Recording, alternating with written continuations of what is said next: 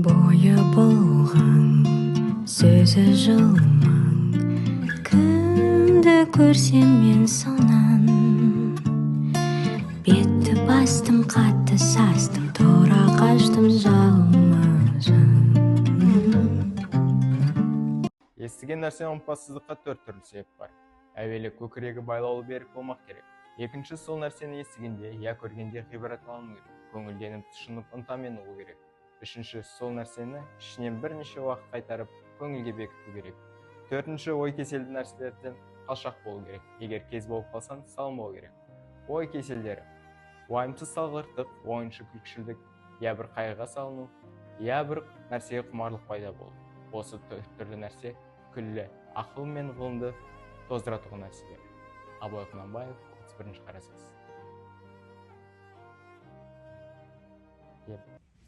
Қайырлы күн, құрметті көрермен. Бүгінгі біздің подкастымыз қазақ руханиятының алтын діңгегі Абай Құнанбайұлының қара сөздері туралы ой өрбітеміз. Тақырып: Абай Құнанбайұлының қара сөздері жүрекке жеткен үн. 17-ші қара сөзінде Абай адам баласына керек ең қажетті 3 терминді айта кеткен болатын: ақыл, жүрек, қайрат. Осы үшеуін сөз таластыра отырып, ол нағыз адам болмысын құрастырған болатын. Бұл болмыс, яғни адамды өзінің тәрбиесінде, яғни болмысын құрастыруда өте маңызды рөл атқарады. Подкастымыздың мақсатына келер болсақ, Абайдың рухани ілімі мен президент мақаласындағы құндылықтық бағдарламаларды жастар санасына сіңіру. Сонымен қатар Сәкен Сейфуллин атындағы Қазақ ұлттық агротехникалық зерттеу университетінің толық адам танымы орталығының жұмысының үлгі ете отырып, Абайдың қара сөздерін заманауи жастарға сіңіру болып табылады. Бүгін осы терең идеяны ашуға бізге қонаққа келіп отырған Мұхаммедқали Қасиет және Онан Айдана. Қош келдіңіздер. Ал енді алғашқы сұрағымыздан бастар болсақ, ең бірінші сұрақ: Абай толық адам идеясын ұсынған болатын. Осы тұста біз толық адам моделіне қаншалықты лайықпыз? Абайдың толық адам ілімі адам рухының кемелденуіне бағытталған терең философиялық концепция.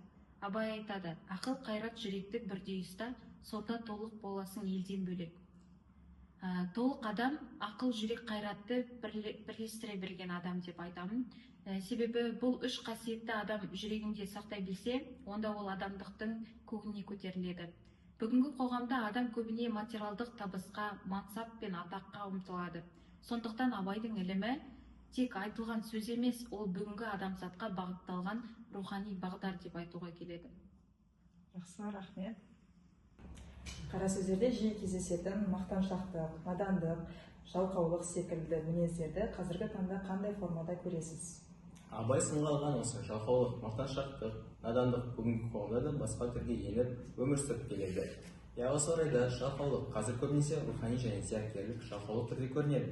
Бірақ та адамдар дайын ақпаратқа үйреніп, ізденуге, ойлануға, сенбеуге де көп түрде көрініп жатыр. Кейбір жастар уақытын пайдалы іске емес, әлеуметтік желіге жұмсайды. Бұл Абайдың айтқан еріншектік пен парасыздықтың жаңа бір бейнесі десе де болады. Ал мақтаншақтыққа келетін болсақ, ол бүгінгі заманда көрсетқорлық пен жалған бедел, қуушылық түрде жиі кездеседі. Кейбір адамдар осы орайда өз еңбегін, сыртқы көрінісін, байлығын әлеуметтік желіде ғана көрсетіп жатыр. Ал Абайдың мақтаншақтық адамның рухын төмендетеді деген сөзі осы ойда дөп келеді десе де болады. Ал надандық жайлы айтатын болсақ, ол қазіргі ақпарат көп, бірақ түсінік аз деудеміз. Заманда байқалады. Ал адам бәрін біліп көргенімен ғана, ол Абай айтқандай білмекке құмарлық азайған жерде надандық өседі. Осы орайда осы үш ұғымды қорытындылай кеткенде, Абай сынға мінездер жойылған жоқ, тек заманға сай түрде емес өзгерген, бірақ оның қара сөздері сол мінездерге қарсы ем секілді. Адамды оятатын, рухты тазартатын үн болып табылады деген деседі.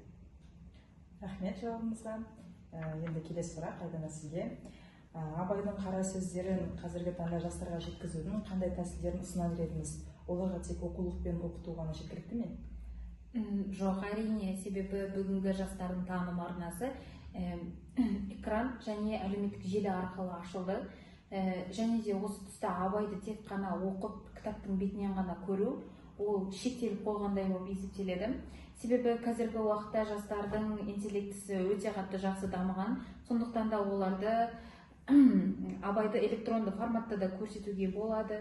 Мысал келтіретін болсам, осындай подкасттарды көбірек түсіру керек секілді. Қара сөздердің, абайдың поэзияларын талдап, және де видеопоэзиялық видеоларды түсіруге болады. Сонымен қатар әдеби дебаттарды да қозғауға болады. Мысал келтіретін болсам, бізде YouTube желісінде Кітапхан дейтін канал бар.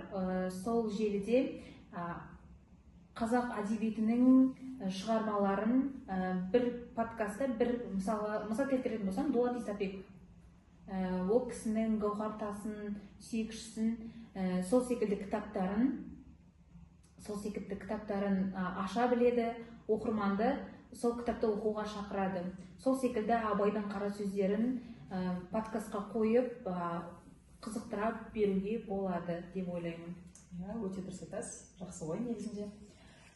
Келесі сұрақ, Қасиет, сізге. Сіз осы абайдың қара сөздерін оқыған кезде, сол қара сөздердің арасында өзіңізге ой салған немесе бір ой, немесе бір сөйлемді айта кетесіз бе? Абайдың қара сөздерінен оқығанда мен өмірлік көзқарасты өзгертетін бір ой бар. Ол адам бол деген мәңгілік күн. Абайдың 32-ші қара сөзінде айтылған, мына жол менің есімнен әлі күнге дейін кетпейді.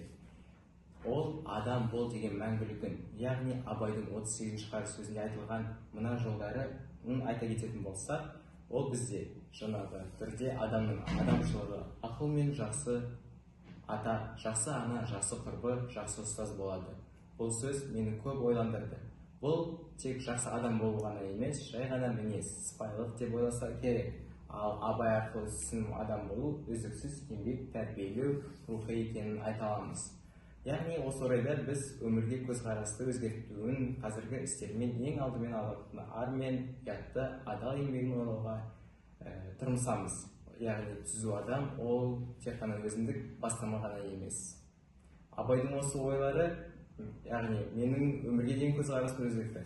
Қазір көптеген нәрселердің басты ісін анықтауға болады. Сондықтан Абайдың қара сөздері мен үшін тек әдеби мұра емес, өмір сүрудің рухани ережесі деп те айта аламын. Оның әрбір сөзі жүрекке жететін шындық болып табылады. Келесі сұрақ, қара сөздердің әрқайсысы ішкі тәрбиенің кілті. Ал біз қазіргі таңда қандай құндылықтарды жоғалтып алдық деп ойлайсыз? Абайдың қара сөздері ол жан айнасы, өзіңіз айтып отқандай тәрбие кілті. Бірақ қазіргі қоғамда біз кейде қанағат, рақым, ұят, сабыр секілді қасиеттерді екінші орынға қоямыз. Қазір материалдық байлық бірінші орынға шықты. Ал Абай айтады, малда да бар жан мен тән, ақыл сезім болмаса дейді. Нағыз құндылық ол ішкі тазалық, өз-өзіңді тәрбиелеу. Абайдың қара сөздері бізге осыны үйретеді. Жақсы, рахмет. Абай шығармаларындағы дін мен адамгершілік мәселесі қазіргі рухани құндылықтарда шығу жолы болып табылады ма? Абайдың дінге деген көзқарасы шынайы және де рухты жолы. Ол дінді құрғақ сенім емес, адамгершілік пен махаббаттың мектебі деп атап өткен болатын.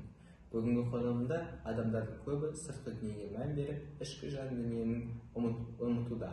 Ал Абайдың ақыл, қайрат, жүрек атты үндестігі осы рухани дағдарыстың шығу кілті десе де болады. Яғни осы орайда қорытындылай келе адам өз жүрегін тазартпай қоғамды түзе алмайды деп сенімді түрде айта аламын. Рахмет сұрақтарыңызға және жауапқа. Ал енді біздің бүгінгі подкастымыз Абайдың қара сөздері жүрекке жеткен үн атты подкастымыз осымен тәмам. Рахмет, сау болыңыздар.